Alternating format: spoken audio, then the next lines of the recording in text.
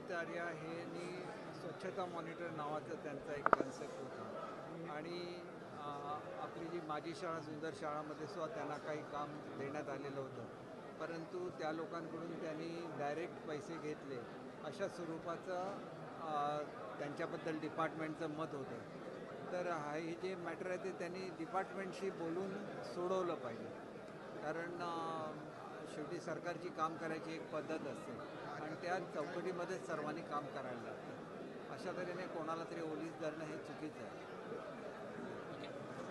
आणि रोहित आर्या हे स्वच्छता मॉनिटर नावाचा त्यांचा एक कन्सेप्ट होता आणि आपली जी माझी शाळा सुंदर शाळामध्ये सुद्धा त्यांना काही काम देण्यात आलेलं होतं, परंतु त्या लोकांकडून त्यांनी डायरेक्ट पैसे घेतले अशा स्वरूपाचं त्यांच्याबद्दल डिपार्टमेंटचं मत होतं.